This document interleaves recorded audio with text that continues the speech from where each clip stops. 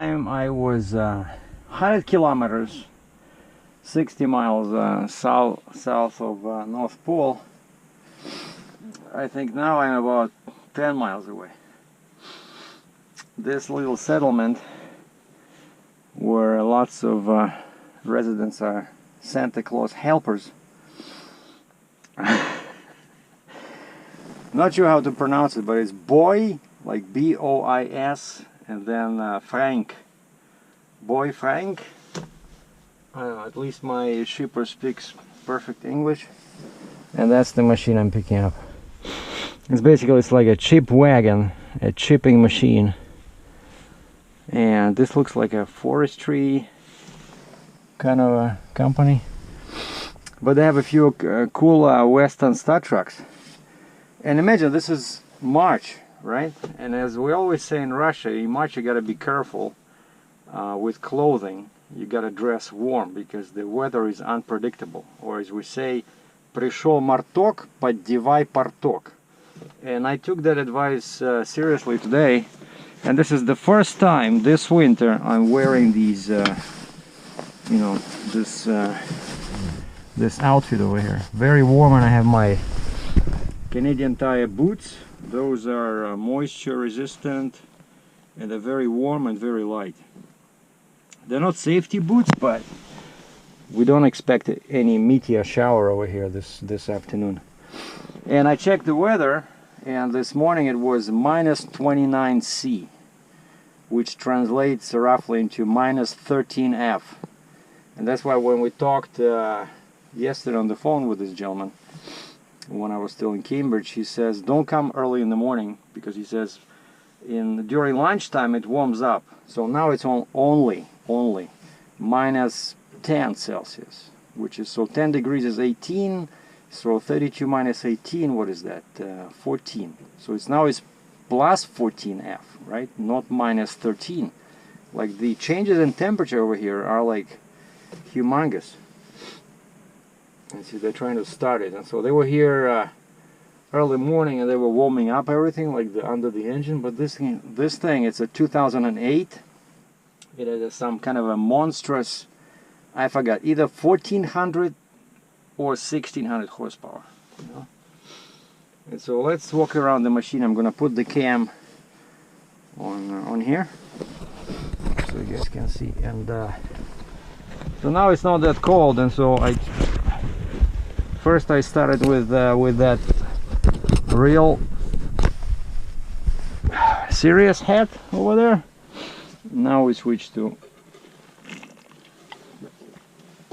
this one, because that one, it keeps shifting, it keeps moving. Very hard to keep a camera on that one. Anyway, where's my cell phone? Well, at least I got my key, right? Just in case. Oh, that's my cell phone, because I sent a message saying that I arrived at shipper, but there was no signal here. But what I want to do now is I want to look at my head and see if there's a red light blinking. Are we recording or not? Yeah, okay, we're good. Hi. Alright, so let's go. I want to put a chain on top of that little arm, because there's nothing on it. Alright, so I have the sign on the front. That's all I did so far. So the D sign, everything is cool. And yeah, so you see what this is? That's the engine, right? And this is this arm. The operator sits over there.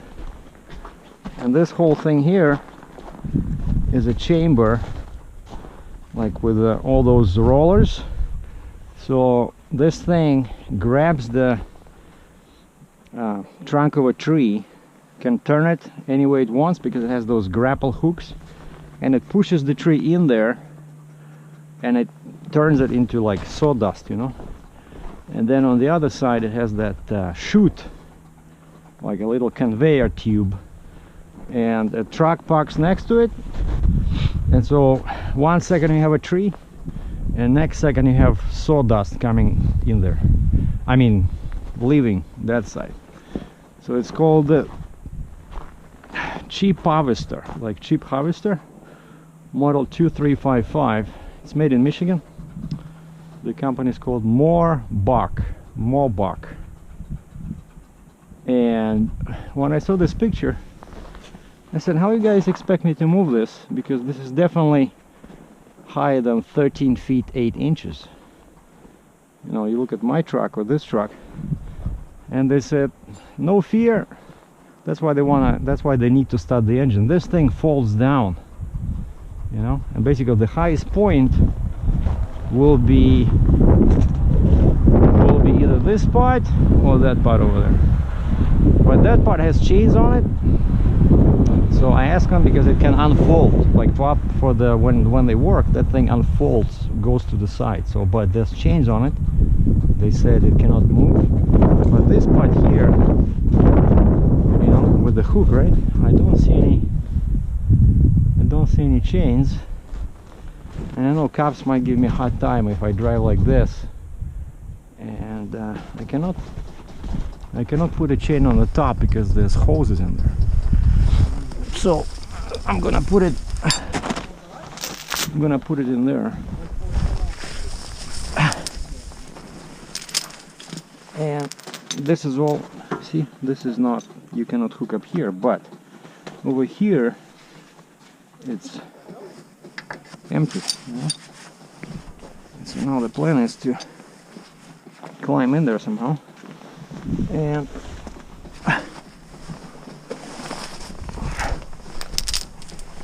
put a chain or somewhere in here.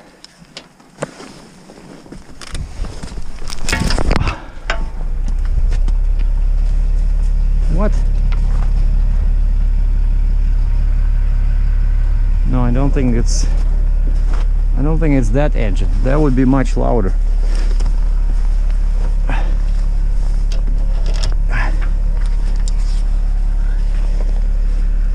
Not sure why is it not moving.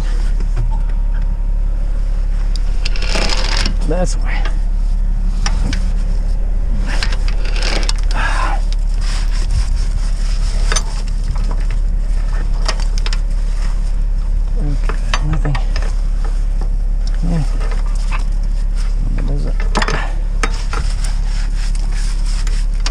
Hose in there.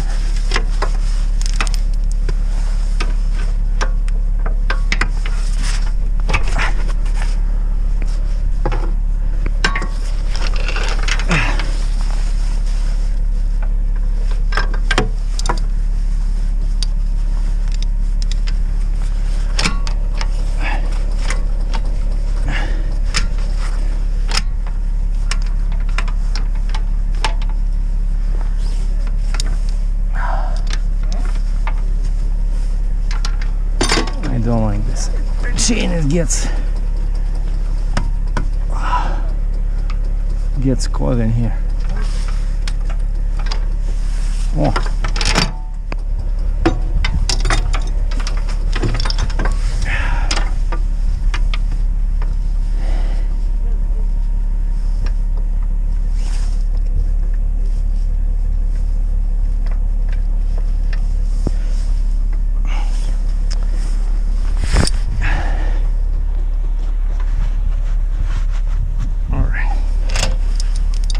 Put it in here somehow. Okay, nothing underneath. Now always check. Shit.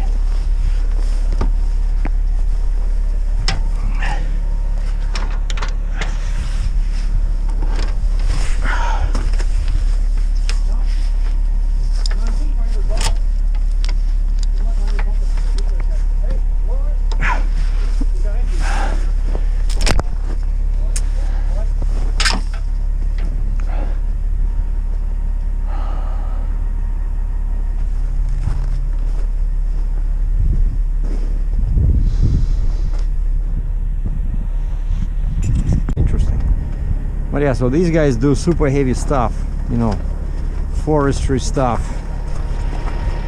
But just to compare, check this out. On my truck we have, I don't have those springs, right? I have airbags and then I have shocks, right? So those springs are, they used to when they didn't have airbags before, right?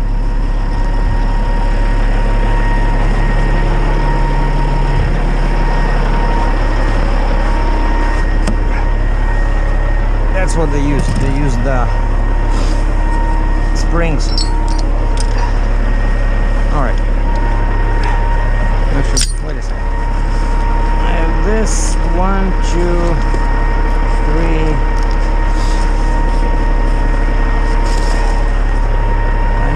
I need more spongy cords.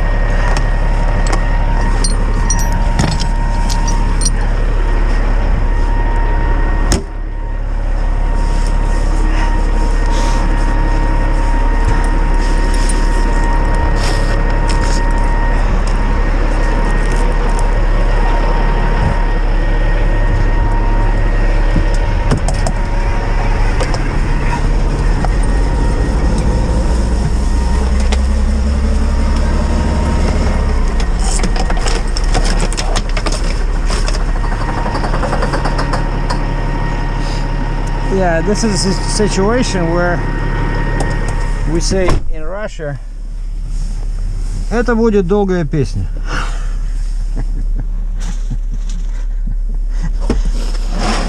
Which means this is gonna be a long song. You know? I'm not sure why we use the word song in this situation, but actually I'm very hot now, you know. I need to take off some of my jackets because I like, oh, now it says -4, which cannot be true. But okay, I need this.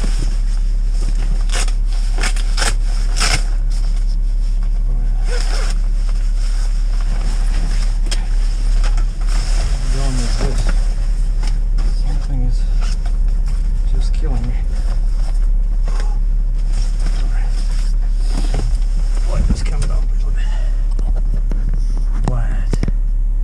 Yeah, I didn't want to say anything about this load because there's very many bad people on the internet, and as soon as you mention something good, people start feeling really bad about you feeling good. You know, people like this, we all know them, and so it's best to report after the fact. You know, otherwise you turn into a fake news network. As Trump calls CNN, fake news network. But actually I like CNN, but they just, you know, they like talking, right? It's just, I don't like that. Instead of reporting facts, they just get all these experts and they ask each other questions like, what do you think will happen? You know, what kind of a news station is this, right? Like, you're supposed to report news. Okay, give us some analyst, somebody who really knows his stuff, right? Instead they invite a bunch of women, former congresswoman, okay, you have the you have the resume, right? But then they invite all these guys that all they do is just speculate, you know. But I know my American viewers hate this, but you guys definitely have an opinion about Putin, right? And you have an opinion about other presidents. And so I just was reading about this, that I think it's Washington Post created a special website where they track inaccurate and misleading facts used by Trump in his speeches. And I think right now the number sits at about just shy of is it 10,000 or 1,000? I think it's like 9,600 inaccurate things that he mentioned, and then on that website they post like what he said and what really is the situation with that. And of course they can be blowing up, you know, the smoke, but even if half of that, that's kind of like unusual. Like I know if we had a prime minister, if we had a prime minister here like that, I think they would have kicked him out a long time ago, out of the big building. But anyway, so what are we doing here now? So we have lights going on. Okay, so we have a hose connected to the air system.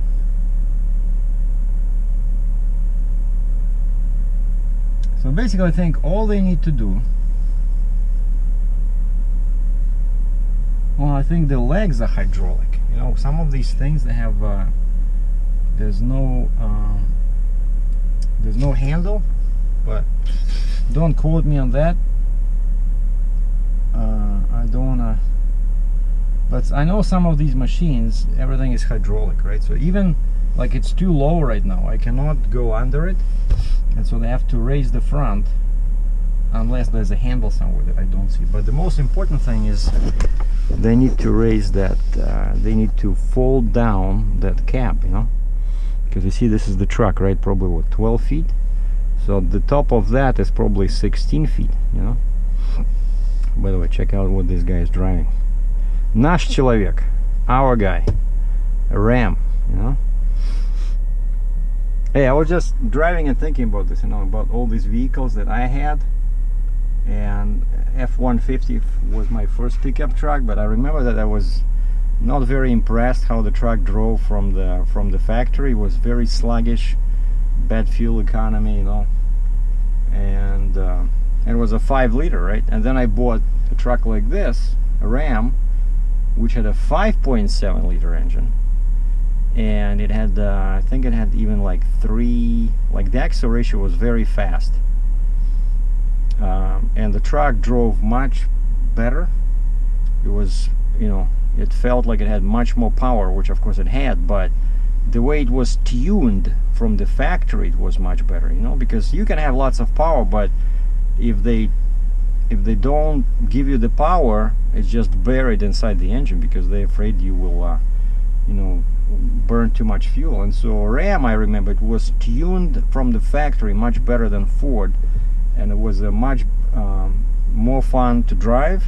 And also, despite the fact that it was a 5.7-liter V8, I had a better fuel economy than from 5-liter V8 on Ford F-150. So, you know, I started feeling big love for Ford vehicles, and I had the Mustang later, right? But now I really like the power of Dodge, you know, like Ram trucks and Challenger. Love my Challenger. So when I'm gonna come back, and this is not going too far, right? I'm just shooting across. I'm going down. So right now, like, I'm 100 miles north of Quebec City. So I was kidding about the North Pole, but I was only half kidding. So I was half serious. So we're not 25 miles south, we're probably 40 miles south. So I pulled your leg a little bit. So I need to go 100 miles south towards, and I cross the river, and I'm in Ontario, right? And then I shoot across Ontario, 417 to, what is it, 416 south to 401 west, to 402 West, and I exit Canada at Port Huron, Michigan. And then from there, my destination is just north of Lansing. Basically, I think 4.5 hours west of Port Huron. So it's not too far. But the thing is, how long I have been here? So I came at 12 o'clock, right? Time now is 12:59. So we've been here 1 hour. And the engine is still dead. You're stirred. You didn't really want to move. Hold on. And so I'm just thinking it's gonna get dark at 6 o'clock, so I only have time, you know, it's because it's 11:11 wide. I can only drive in Quebec pretty much. So I thought I would get to like Napanee and then drive all day like a crazy person tomorrow and deliver tomorrow, because Saturday, tomorrow's Friday, right? So Saturday is curfew, because once you're over 10 feet wide, you cannot drive in Michigan. And so I think what's gonna happen, that's why now I feel so relaxed and I'm talking to you like there's no tomorrow, because there is no tomorrow, you know.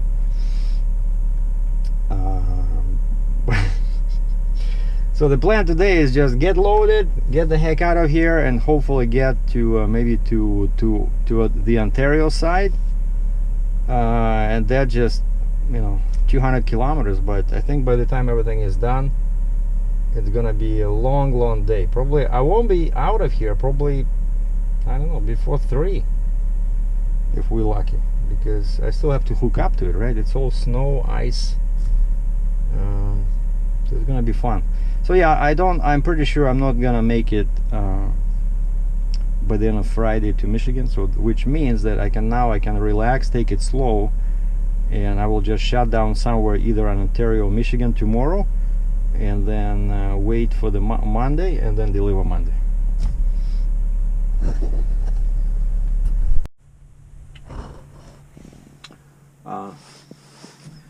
Two, maybe 3 new developments.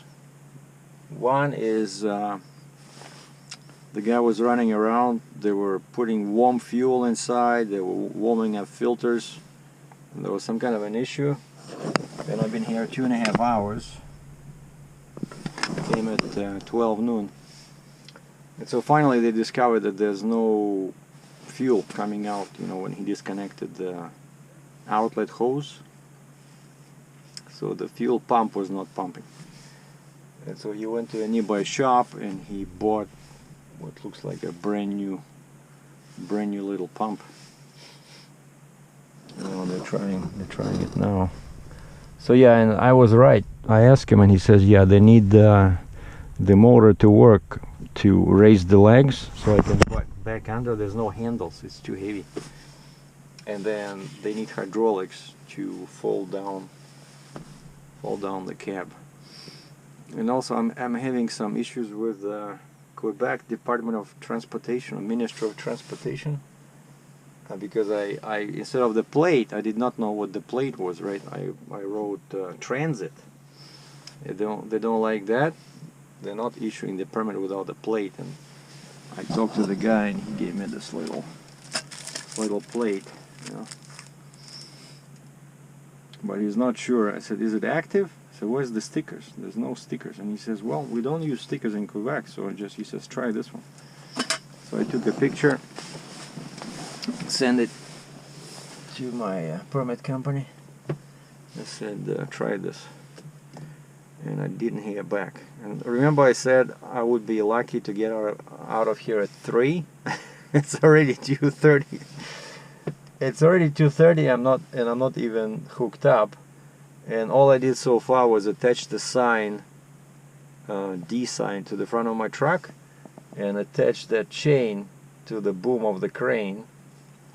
And while the guy was gone with the fuel pump, solving this fuel pump thing issue, I took my strap and I went to that, you know, conveyor on the side to see if I can tie it down, but I couldn't hook up to anything, you know.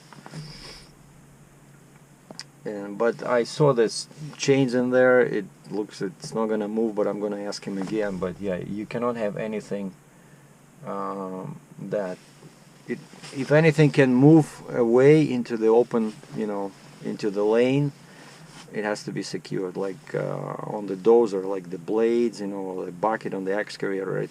So same here, I feel much better now after that the boom is secured with a chain. So I know it's not going to swivel out, you know. Imagine driving in a freeway and all of a sudden this thing will swivel out, like the whole arm. You know, you can kill somebody, right? But that thing, the conveyor, if it's not secured properly, it can just fall down. And again, you know, it's like, I don't know, 10-15 feet long. You know, it can go down. Which would be a total surprise for some motorists. Yeah, and actually he's right, like there's no stickers. I'm looking at the plate on this guy's truck and it just says Quebec and then the plate number, and there's only a symbol for the province. They have this kind of like a leaf. No stickers. Alright, they're trying again. Spinning, spinning, there's some smoke is coming from the...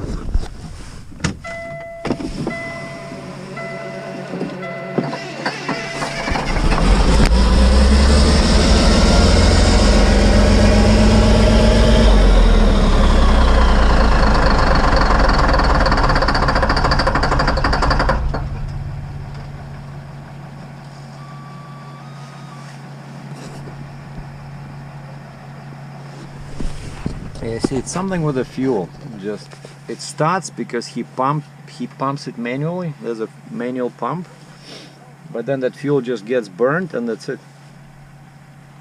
It's probably either it's gelled somewhere because it was, you know, so cold overnight. Maybe the fuel is gelled somewhere in the filters. But basically, there's no fuel flow.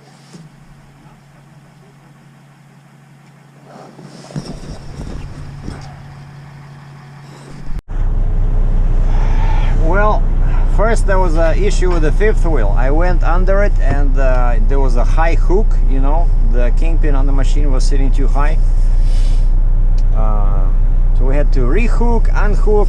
Geez, took a while to properly connect to the trailer because there's ice and snow everywhere, right?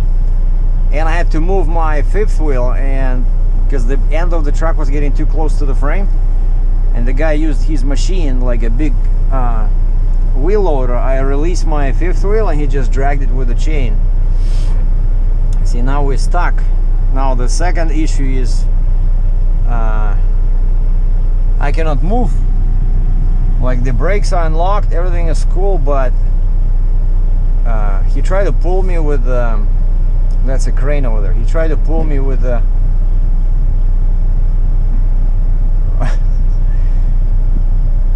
try to pull me with just with the frame, you know.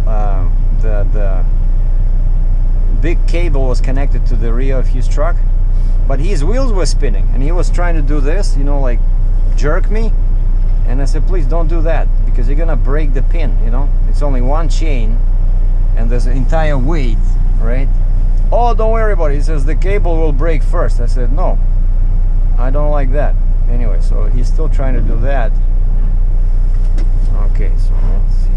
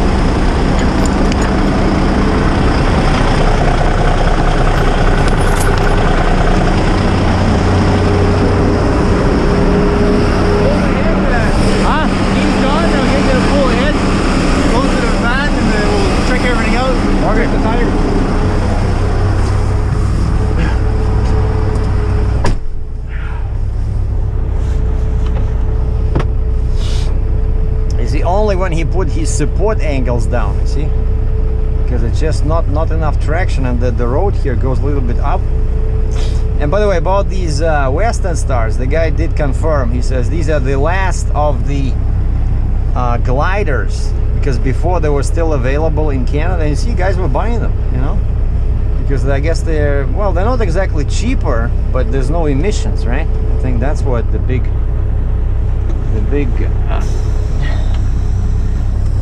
advantage is.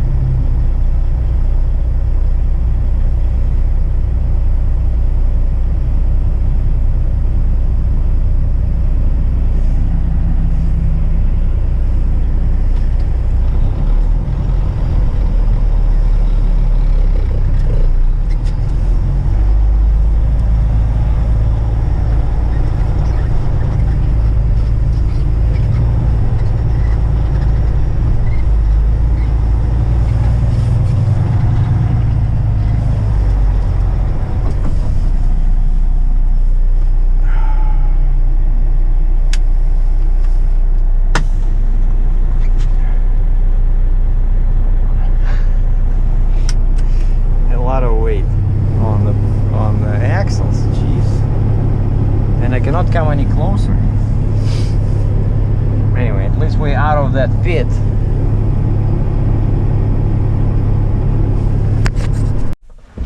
All right,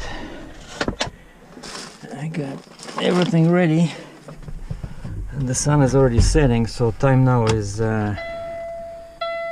what, 4 o'clock, 4:30, something like that. 4:45. And the sunset is at 6, so I don't want to do that. So I just remember that I passed like a small town, and there was a restaurant there, and you know, I was asking the lady, I went inside like the metro, no, the grocery store, and I was asking them, where can I buy coffee? And they were saying, oh, just go inside the restaurant, right? And when I went, and she says they just actually redesigned the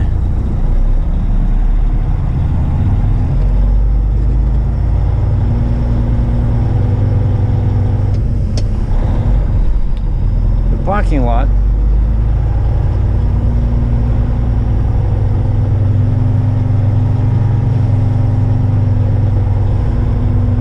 I really don't like this load, you know. It feels very heavy.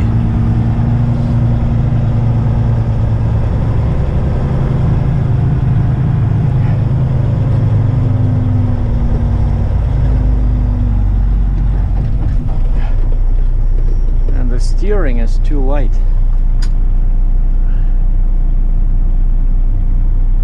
Just need to get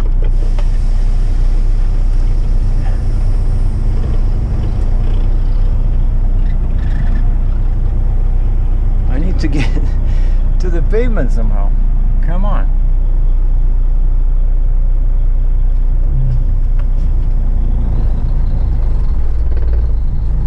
Oh, that's why. Because of this pusher axle. See? Sometimes pusher axles there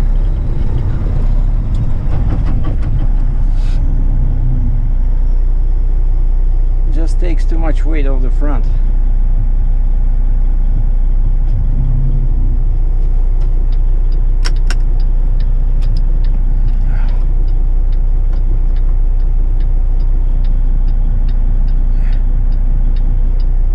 Basically, all I'm doing is I'm just going to that restaurant because they said they expanded the parking lot, and when I went in there I actually saw that it was pretty big.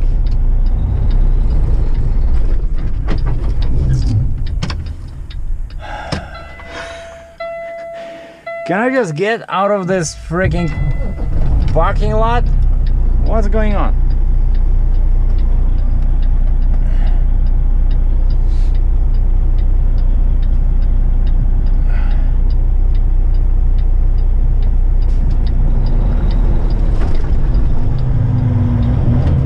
Can I believe this? Cannot get out.